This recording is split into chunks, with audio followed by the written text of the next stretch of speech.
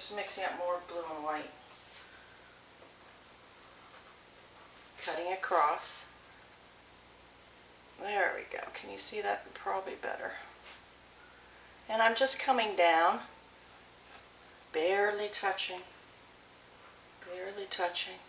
Now I can come to this one, this peak, go on the left side of it, pull to the left. Now what I'm looking for is for this one to look different than the first one.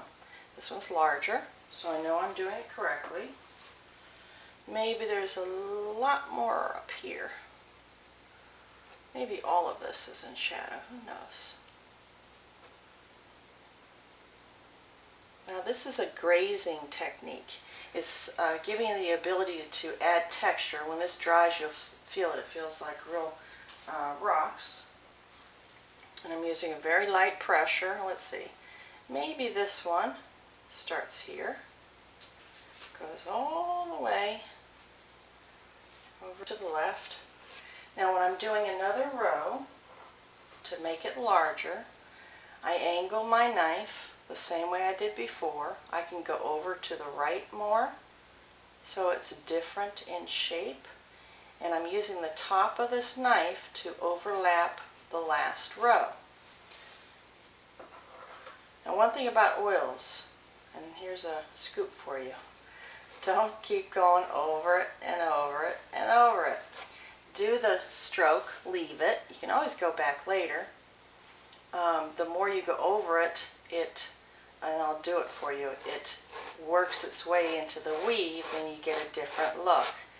No texture is applied, and it doesn't have that those holes or shapes that you've created before. Let me see if I can put this back in. There we go.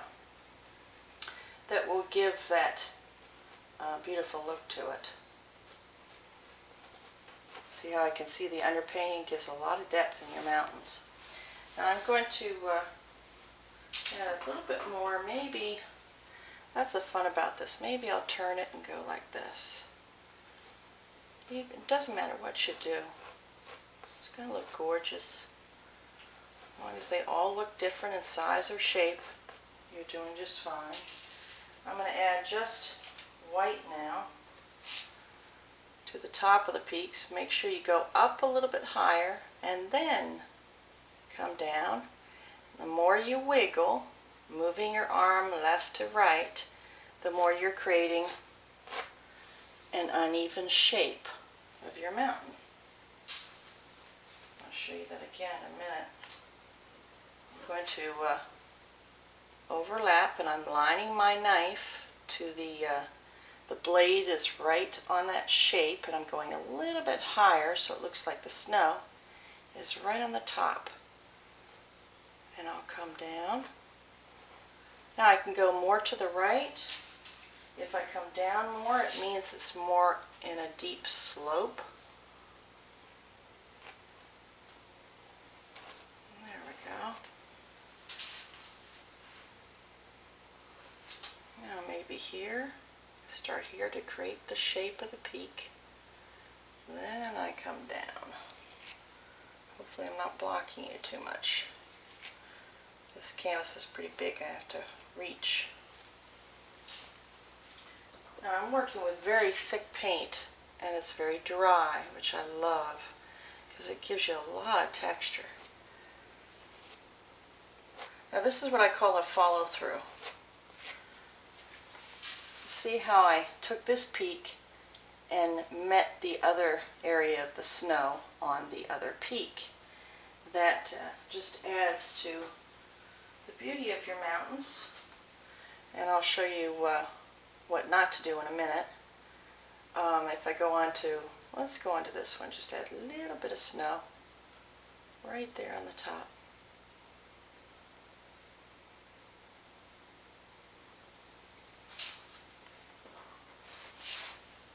Now if I start here, for example, and I do one stroke, and then I start here and do some of this, that's what not to do. You need to make sure that you're filling it in. So as I come inward from the right side, for example, I overlap a row until I get to another area. And here's another one.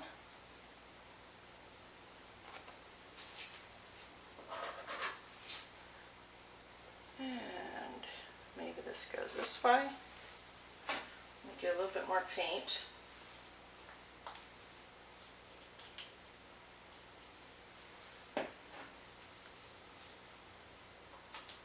Now remember, do the stroke and leave it.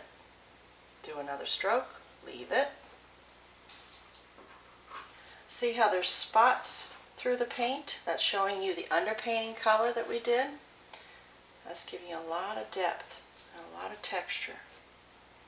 And I think I'll just finish it right about here.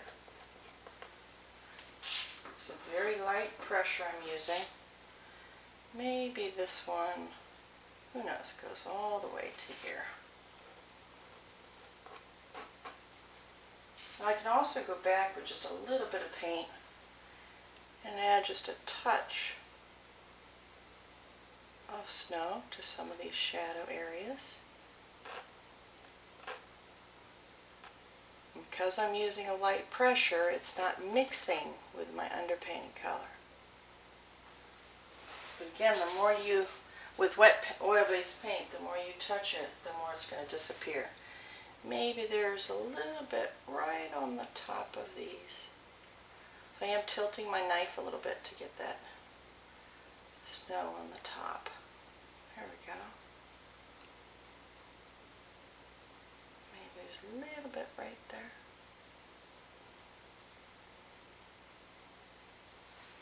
Now once you're finished with that, you're going to take your 1-inch landscape brush, squeeze out the paint a little bit with a paper towel.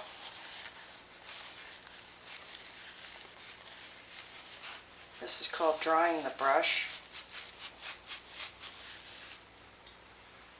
Then you're going to start, and I'm going to hold my handle down for demonstration purposes, but you're going to be tapping with the top of the brush.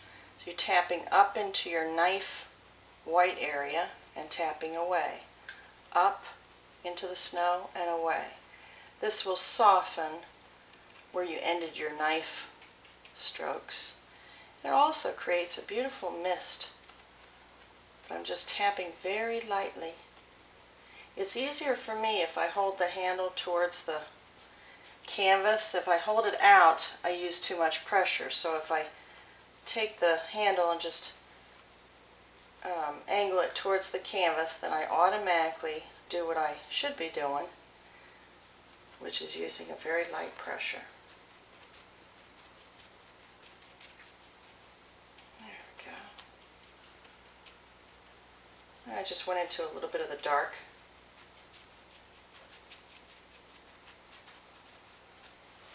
Now you can also very lightly lift upward.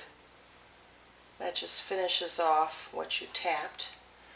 When you're just blotting it like that, you want to make sure that you're moving your arm unevenly, different heights, so that you don't have a straight line, straight edge. So I'm constantly moving up different heights to create a more natural look. And that's how you create a basic mountain with shadow on the left side and snow on the right side, with the knife, palette knife, so that you're creating a lot of texture.